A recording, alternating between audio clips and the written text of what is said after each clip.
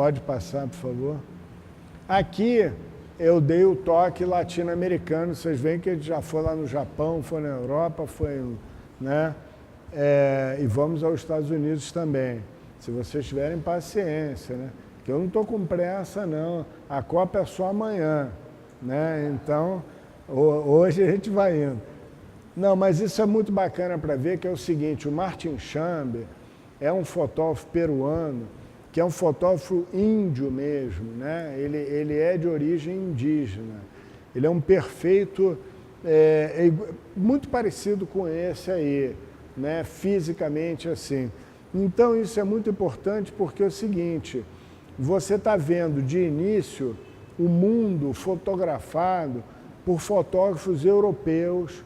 Depois, na época do grande jornalismo, você vai ter os americanos também, que aí eles vão para o mundo inteiro, inclusive aqui no Brasil, e oferecem uma visão desse mundo mais filtrada, obviamente, pela cultura deles, não é verdade?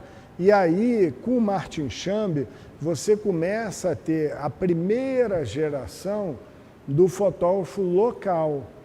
Ou seja, já não é mais um italiano e inglês fotografando um japonês.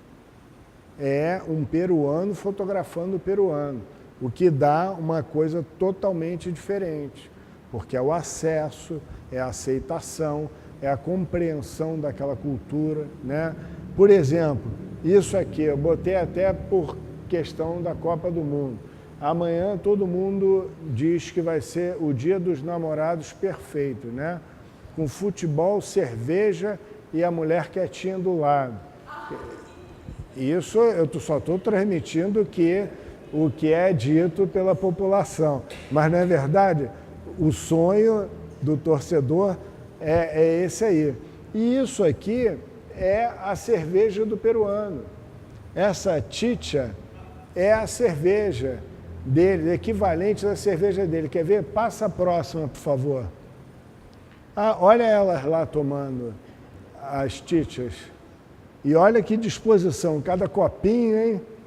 Cada copinho, o negócio é sério, né? Então estão lá as senhoras, né, tomando a chicha e tem a galinha ali embaixo. Você vê que é uma cor local completa, né? Mas é feita por uma pessoa que compreende aquela cultura. Tanto que, olha a próxima, por favor, Fábio. Aqui são mulheres coqueando. O que é coquear? É mastigar a folha de cocaína, né? Quer dizer, não é folha de cocaína, a folha de coca, né? Que vai gerar, quando refinada, a cocaína. E isso é uma coisa ancestral, conforme todo mundo praticamente sabe, porque naquele ar rarefeito, né? Isso era usado, esse hábito de mascar, porque reduzia o cansaço, a fome, dava mais resistência, reduzia também o problema do enjoo, mas isso é a folha. Botando refinado já dá vários outros problemas, né? Reduz o cansaço, é fato, mas aí gasta o corpo de uma maneira que você não... Por isso que muitas vezes o cara morre novo de ataque cardíaco, né? E foi por excesso de uso de cocaína. E, no entanto, é um hábito que é um hábito milenar lá. Você vai andando, o camponês vai andando para a cidade para comprar e ali pá, vai comendo aquilo. Então, por exemplo, um fotógrafo europeu não conseguiria fazer essa foto, porque elas não posariam para ele, porque eu sabia que estava fazendo uma interpretação errônea desse, né? Nessa época não era condenado ainda, porque a cocaína chegou a ser vendida em farmácia, né? Como era uma espécie de antidepressivo, né? Em muitos casos foi usado. Tem outras variantes de xilocaína, ainda usa para... O problema é que é antidepressivo no momento, mas depois da depressão depois, né?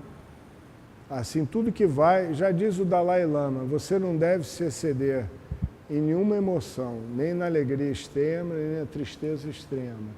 Então, você ficar no meio. Ou seja, Se o Brasil perder, não ser cedo, se ganhar, não ser cedo para cá, se perder, não ser cedo para lá, fica na isonomia aqui no meio.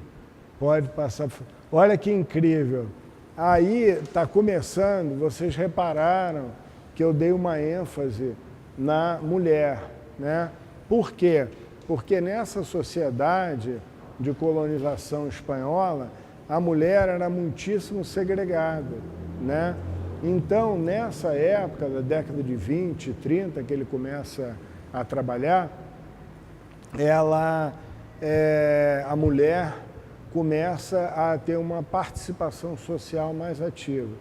E é interessante que, se vocês forem lá, eu não fui, mas o Ricardo Belial foi, a família do Martin Chambi continua a trabalhar no estúdio dele até hoje. Os filhos, filha, agora a terceira geração, netos, ainda tem lá os negativos dele e trabalham no mesmo estúdio que ele trabalhava. Pode passar, por favor.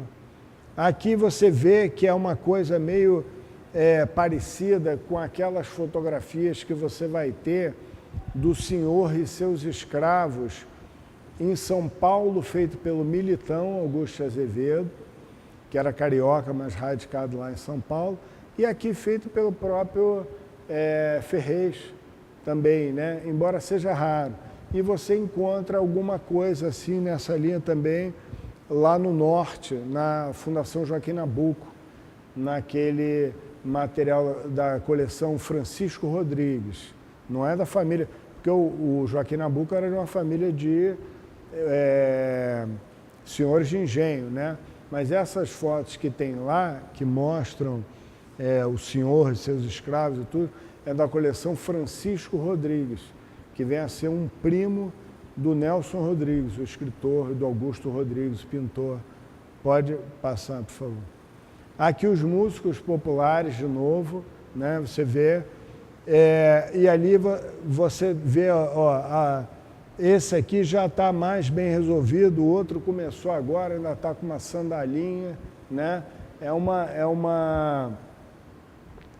Na imagem, tá vendo? Ele tem a roupa mais modesta,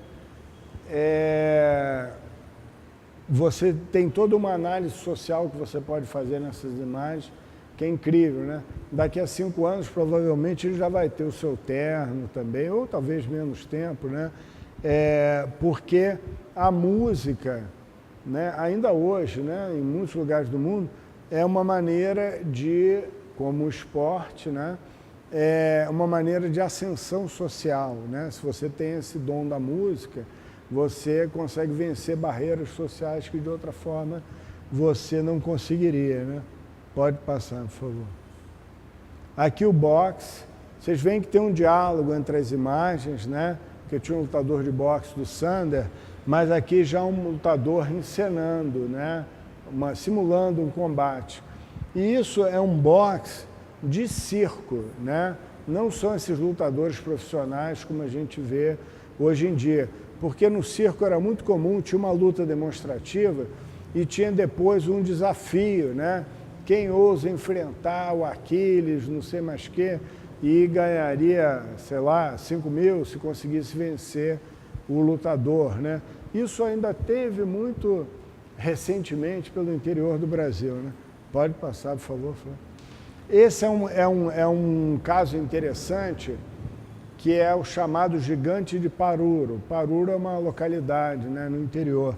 E você vê, coitado, que ele está em andrajos, assim, primeiro porque ele era pobre, né? Mas, por outro lado, também é difícil você fazer, ele era tão grande, quando você vê comparado com outras pessoas, as pessoas batem aqui, assim, nele, entendendo? Era realmente um personagem gigantesco. E você vê que tem uma coisa interessante, a Diane Arbus, uma fotógrafa americana, que era de origem judaica, né? Ela tem uma célebre foto que é do chamado gigante judeu em casa, com seus pais. E ele era tão grande que ele era uma coisa anômala, né? Porque ele é daqueles que cresce sem parar, e depois você morre novo, como de fato ele morreu. porque o próprio organismo não aguenta a sua constituição interna, o coração e tudo, não tem uma estrutura para... Porque é muito mais alto que o jogador de basquete, não é um cara alto, é um cara gigantesco mesmo, né? E esse gigante de Paruro era uma pessoa célebre em seu tempo, que as pessoas compravam a fotografia como lembrança, né? E aqui, essa que termina dele, você vê como é um músico também muito humilde, dentro de um órgão, uma espécie de um misto de órgão e cravo, né? Mas você vê que ele não tem sapato nem nada, né? Pode passar, por favor. Essa, olha que interessante, eu acho essa genial. As mulheres estão conquistando seu espaço até como toureira, né? E aqui o Irving Penn é muito... não se preocupe que vai dar para ver o jogo hoje. Não tem pressa, não. Isso aqui é interessante pelo seguinte, olha que coisa incrível. O Irving Penn, lembra que eu falei que ele saiu pelo mundo assim? Ele era um fotógrafo americano e artista também, né? Mas ele abandonou depois da pintura pela fotografia. E que ganhou muito dinheiro fazendo fotos de moda, esse troço todo. Aí ele financiava os próprios projetos. Então ele saiu, essa coisa do mundo, ele tem um livro que chama assim, Worlds, Mundos, né, in a Small Room, num pequeno quarto, assim, porque é esse estúdio que eu falei que ele fez, que levava e que não tinha teto, né? E tudo isso ele não era bolsa, ele financiava, ele ganhava o dinheiro por um lado e gastava nos projetos pessoais. E numa época que ele foi em Cusco, ele alugou um estúdio de um fotógrafo local e que era a maior dificuldade porque as pessoas... qual foi o plano dele? Olha que interessante. Ele falou assim, vou alugar um estúdio e vou ficar lá recebendo as pessoas, aí eu faço a sua foto de graça, faço a sua de graça, só pelo direito de fazer a foto. Te dou a cópia de graça. E o sujeito não está sabendo nem quem era Irving Penn. Hoje em dia, se ele recebesse essa foto, ele estaria rico, né? Porque é um dos fotógrafos mais valorizados que tem nessa parte de retrato, né? Já é falecido, mas morreu com 97 anos. Aí ele alugou o estúdio, eu vi assim, porque tinha umas lajotas, eu achava que era o estúdio do Martin Cham, mesmo porque você não tinha 300 estúdios em Cusco. E, de fato, depois eles dizem, só quando o Martin Cham fica famoso, é que aí tem um historiador que vai dizer, não, o estúdio que o Irving Penn usou em Cusco foi o estúdio de Martin Cham. Aí ele vai lá, só que ninguém vai, ele se instala, fica lá como se fosse o fotógrafo local, só que ninguém vai tirar foto com ele. Porque toda aquela população indígena, lembra o termo gringo, aqui nós somos muito abertos aos estrangeiros, né?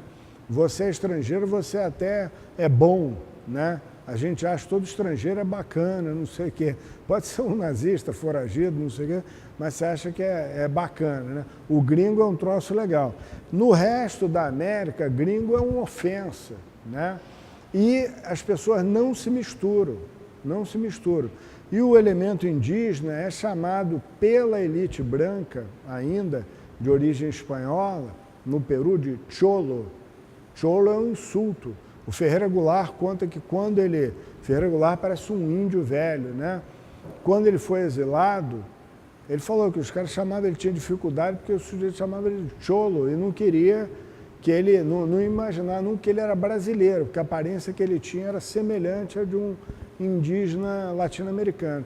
Aí ninguém foi no estúdio, ninguém ia posar. Então ele teve que contratar um produtor, ele falando inglês, que não falava espanhol, tinha que ter um intérprete para o espanhol, um produtor que falava quechua, né, a língua local lá, para conseguir aliciar as pessoas, levar para o estúdio,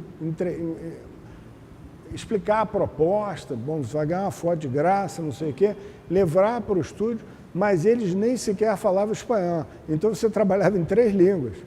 Ele falava em inglês com o sujeito que falava espanhol e o que falava espanhol que falava quechua para falar com o outro.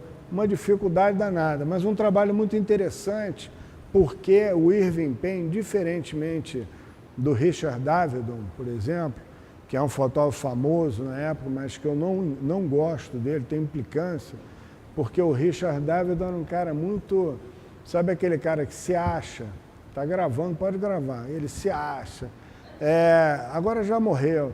E era um cara meio prepotente e que cansava. O método dele era de cansar a pessoa. Ele botava você lá e você ficava, até você já não está aguentando mais, ele fazia a foto. Resultado, todo mundo tem uma foto célebre da Marilyn Monroe, né? Parece que ela vai se suicidar no dia seguinte. Mas foi por causa da sessão do Irving Penn. Você saía de lá querendo pular pela janela, porque o homem era muito chato mesmo. Porque esse era o método dele para retratar a verdade interior, segundo o método dele. Porque, como ele trabalhava com pessoas muito famosas, eram pessoas que tinham uma persona, que tinham já uma imagem pública muito consolidada, e ele queria quebrar com essa imagem para fotografar, supostamente, a verdade, né, dele, modelo, como ser humano, né?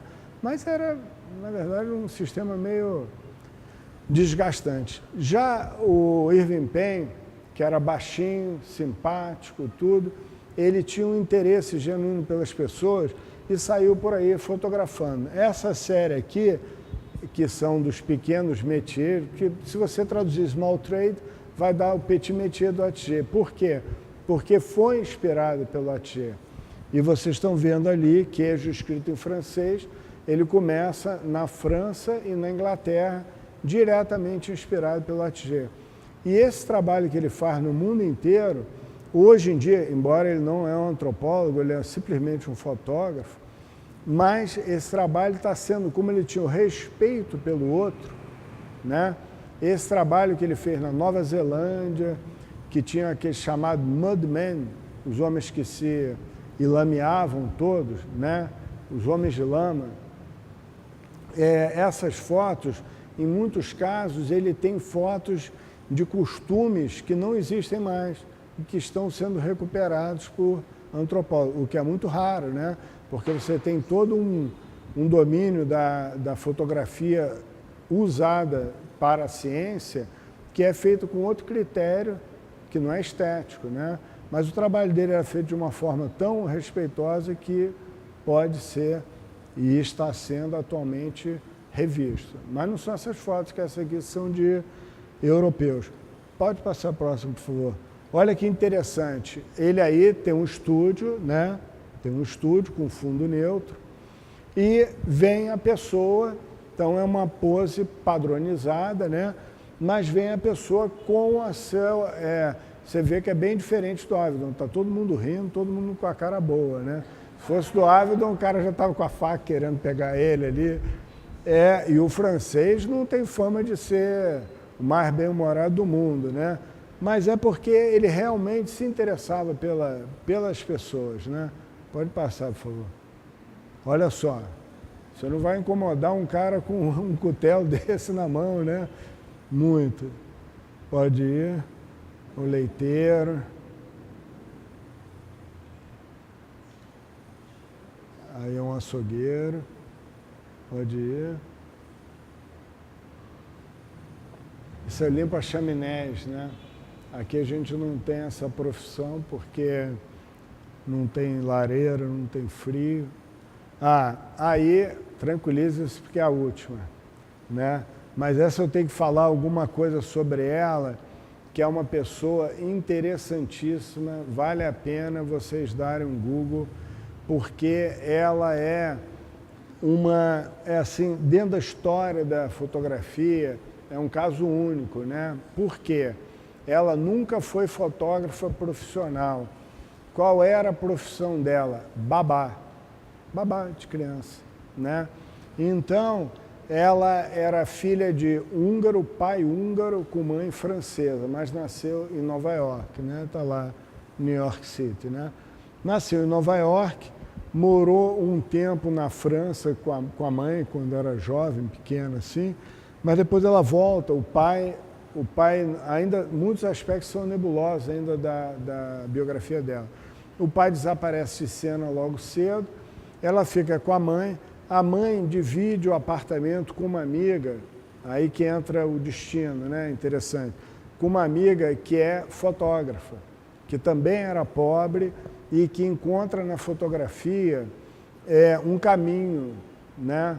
Porque isso é uma coisa interessante. Outro dia, eu não sabia disso, a fotografia foi um caminho de ascensão social para muita gente também. E no século XIX, para os judeus. Por quê? Porque o judeu era, na Europa, né, proibido de exercer muitas profissões. Por isso o sujeito fala assim, todo judeu é banqueiro, todo judeu é comerciante, né? Sim, porque quase todo que você tinha contato era, mas eles, na comunidade deles, tinham todas as outras profissões, médicos, engenheiros, esse troço todo. Só que você nunca ia no médico judeu, né? Porque eles eram segregados, viviam no chamado gueto, né? Que seria o equivalente de uma favela, de uma comunidade segregada, né? Então o sujeito não ia no médico judeu, existia o médico judeu. Você só tinha contato com um comerciante, com um banqueiro, basicamente, né? Aí a fotografia, como uma profissão nova que surge, não tinha essa interdição. Então, muitos dos fotógrafos que vieram para cá, no século XIX ainda, como Henschel, que é alemão, mas é judeu-alemão. E depois você vê que vários que vieram, tem lá no Instituto Moreira Salles, o Hans Gunther Flieg, a Hildegard Rosenthal, eram judeus alemães que fogem entre guerras, porque começa a ascensão do nazismo e a perseguição aos judeus, né? Mas na origem lá era uma profissão aberta ainda ao judeu. E aqui no caso da Vivian Maier, você vê ela, a mãe, né, divide o apartamento com uma moça que de origem era uma empregada doméstica e que se torna uma fotógrafa e que é que vai ensinar a Vivian Maier a fotografar. E a própria Vivian Maier vai ser a vida inteira dela babá, depois cuidadora, né, como a gente chama assim. Ou seja, ela era uma pessoa de origem humilde e, embora ela tenha viajado depois para a Europa, esse troço todo, porque ela trabalha para famílias ricas, assim, ela gastava o dinheiro dela todinho em fotografia e essas viagens. Mas depois ela fica na miséria, porque a babá também é uma profissão que tem um tempo. Você não tem babá velha, né? Já reparou isso? É uma coisa, é meio aeromoça e modelo, né? Você não tem babá velha. Por quê? Você tem ex-babá velha, né? Mas não a babá, porque você não tem a vitalidade para ficar atrás da criança, a criança exige muito. Então ela tinha uma família, Greensburg, esses Greensburg, ela vai cuidar dos 3 filhos, e quando ela vai estar em dificuldade no final da vida, essas crianças é que vão pagar um apartamentinho para ela morar. E ela não mostrava, ela fotografava, não mostrava nada para ninguém. Não mostrava nada para ninguém e a partir de determinado momento ela não tem dinheiro mais para revelar os filmes, quando ela já está na Corra, aqui eu estou só no PB. Aí eram rolos daquele filme 120 que vem aos montes assim, e ela tinha um espaço, né, que se chama storage, né? É como se fosse um container. Tem na TV a cabo agora, tem um negócio que você faz uns leilões, não sei se vocês já viram, é o leilão do sujeito que não paga mais aquele aluguel do container. Nos Estados Unidos isso é muito comum.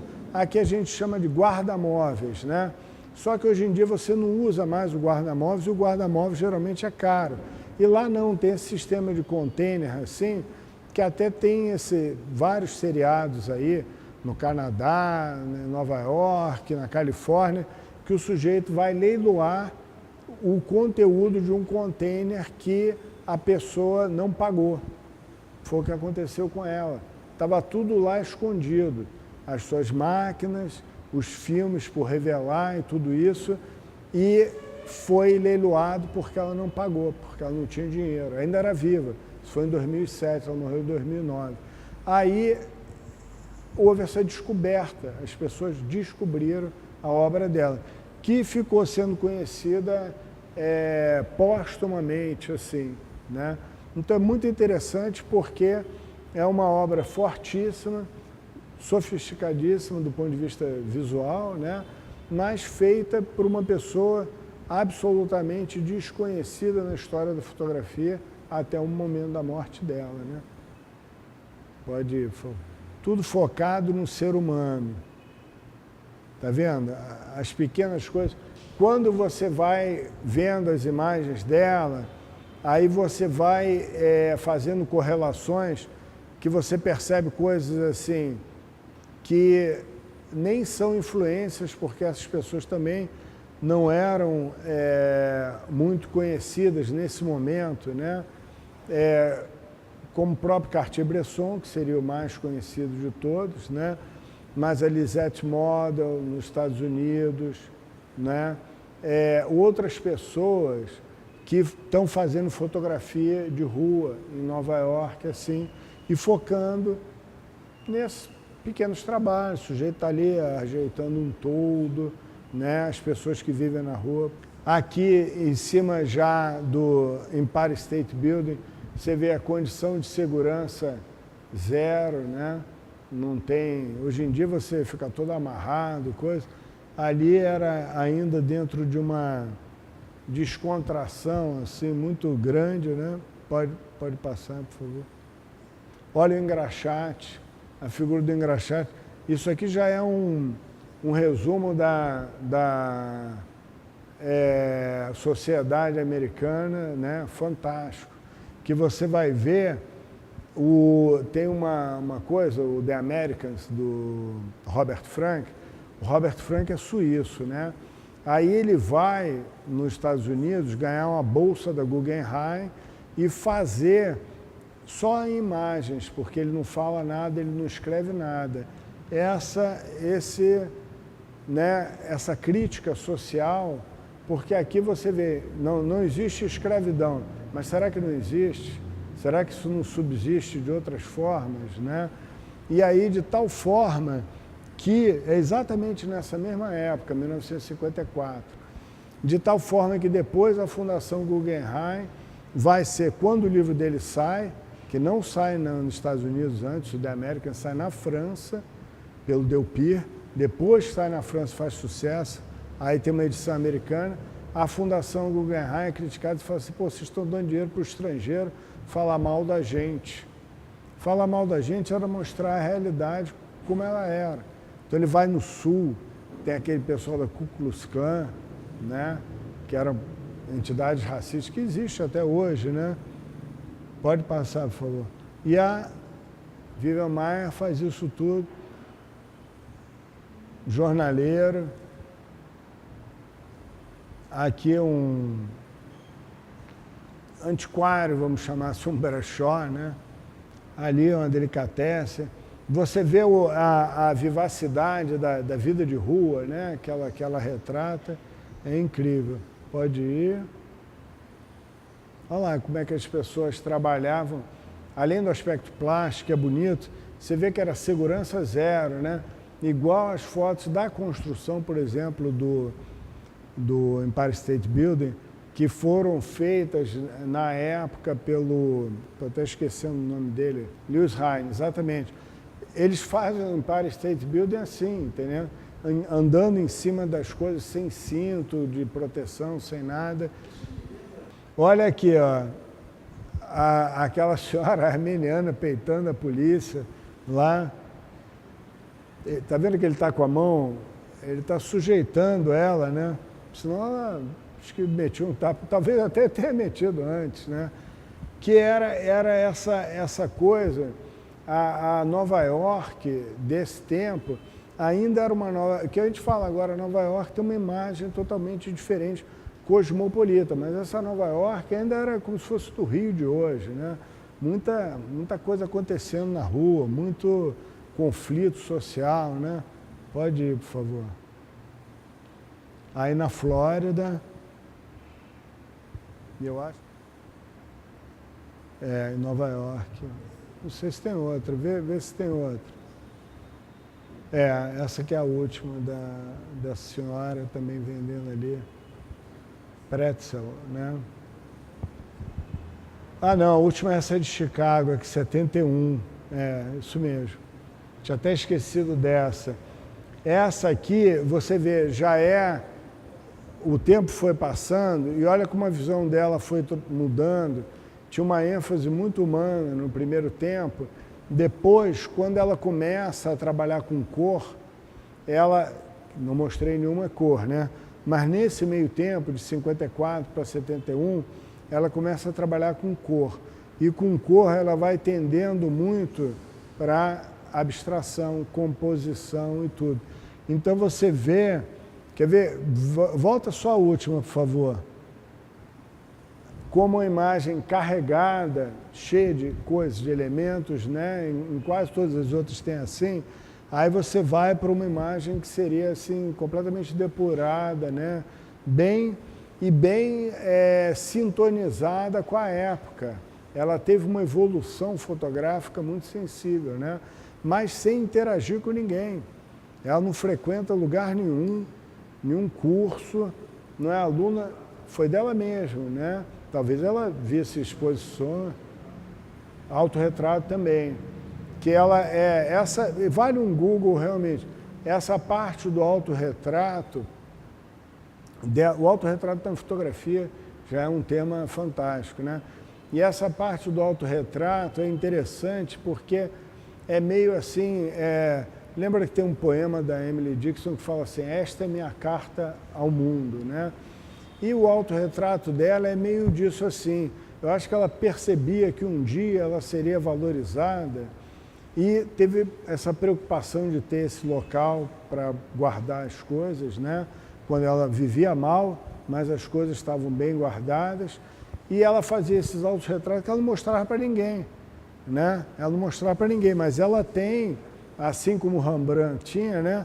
As suas diferentes fases de mocinha até uma senhora de idade, né? Se retratando. Dá para fazer uma coisa até no estilo que sempre fazem do Rembrandt, essa evocação, assim, né? É uma pessoa interessantíssima. Em suma, eu acho que isso comprova como realmente esse tema, né, é um tema fantástico e que aqui o nosso amigo Flávio Ferrez vai dar continuidade, vai ficar com essa missão aqui no Brasil de ficar aí com esse tema do ambulante, porque esse tema, você vai ver, daqui a 20 anos você vai ser estudado, é só ter um pouco de paciência, porque quando a pessoa tem 20 anos, ela acha que 20 anos é a vida inteira, claro, é a dela, né? Mas quando você chegar com 50, você vai ver que 20 anos foi outro dia. Então vai fazendo que um dia você vai ser, né? Não é verdade? Então é isso, gente. Alguém tem alguma pergunta, alguma coisa? Não. Obrigado.